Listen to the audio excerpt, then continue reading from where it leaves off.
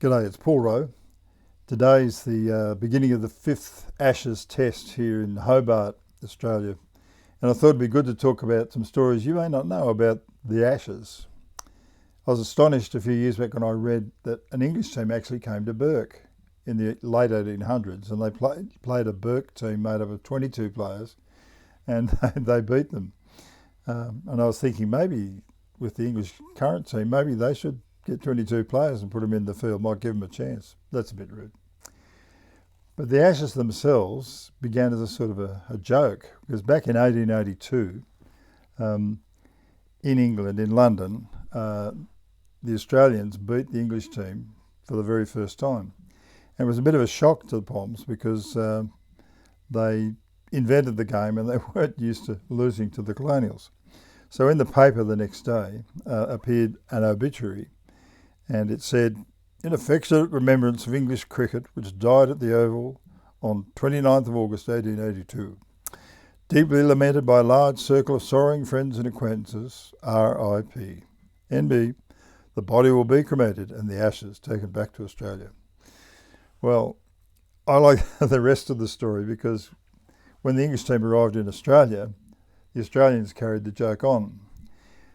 They were staying on a property outside Melbourne, the English team, and they played a pickup game with some locals. And after the game, at a dinner, Lady Clark, who owned the property, presented this little terracotta urn, it was probably a perfume jar, to Ivo Bligh, the captain. And it had the ashes of a bale burned and put inside. And that was the beginning. It was sort of presented again at the end of the Test series, which we lost.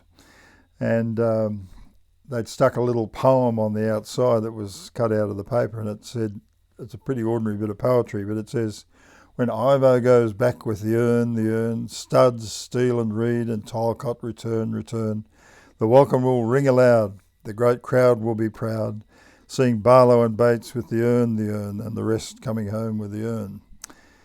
Well, tucked away in those names there of the English team was the name of Charles Studd, who was an all-rounder who played for England with his brother George. And they were men of faith. When they got back to England, Charles Studd actually left his career and went on a circuit tour with 5-6 other athletes, top athletes from Cambridge University. And their mission was to recruit young men and women to go around the world with the Christian message. And they were so successful, thousands of young people joined what was called the Student Volunteer Movement, which I have heard was probably the largest movement of young people in recent times around the world. So Studd himself said, "I know that cricket will not last, and honour would not last, and nothing in this world would last, but it was worthwhile living for the world to come." Well, that decision made a sensation in the press. You can imagine if one of our top cricketers suddenly said, "I'm leaving and I'm going to do missionary work." And the Cambridge Seven, as they were known, launched the student volunteer movement. Thousands responded and they spread out around the world. Some of them went to the South Pacific. And I think that muscular Christianity movement, which Studd was part of, inspired a lot of lives. Wilfred Grenfell went to Labrador, and he in turn inspired a young bloke called John Flynn here in Australia. And out of John Flynn's vision came a determination to do something for the people of the outback. And so this little logo here, the Royal Flying Doctor Service, actually was a spin-off from that decision that Charles Studd made to put his career behind him and give his life to the people of the outback here. So, well, I was a kid in Sydney back in my teenage years, and on the bookshelf at home I saw this story of Charles Studd, and I picked it up as a young bloke. Young boys need heroes, I reckon. And here I am reading this story. I was already a cricket nut. I was reading the story of this cricketer who gave up his career to do something that he said was even bigger than having a cricket career. Well, that challenged me as a young bloke. And his voice, I think, is one of the voices in my mind that shaped me for the rest of my life.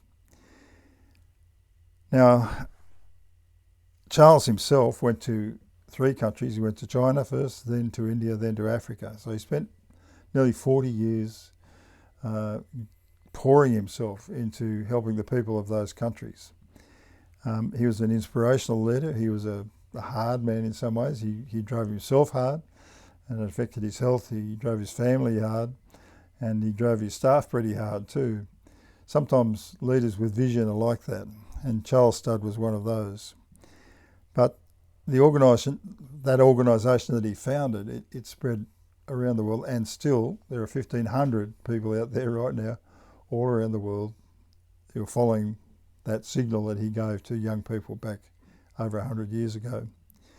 Now, among those who have responded was a young bloke, a friend of ours, who went to Spain about 30 years plus ago, and in Barcelona he began a street ministry for drug addicts called Betel.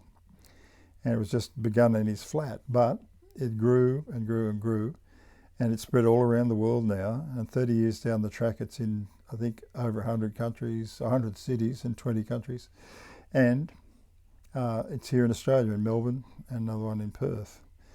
And I like to think, well, you know, Charles Studd, this cricketer who was laying his career aside, he's inspired some amazing things, and Betel has ministered to over 200,000 drug addicts. So that's quite an achievement.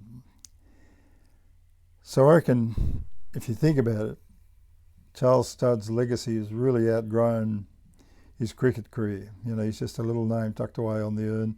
Probably most people have forgotten who he was. But when I look at the urn now and I think of Charles Studd and what he spawned, the movement he began, and the thousands of young people that spread out around the world and still are, and the things that they're doing, it inspires me still.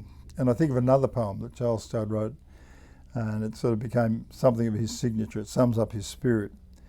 It says, "Only one life, 'twill soon be past. Only what's done for Christ will last." So there you go. There's a little story tucked away on the side of the ashes urn. It's supposed to be worth $80,000. I don't know how you'd value Charles Studd's life, but I reckon it's a lot more than that. That's a story from the cricket, from the ashes, Charles Studd. I'm the Outback historian, Paul Rowe.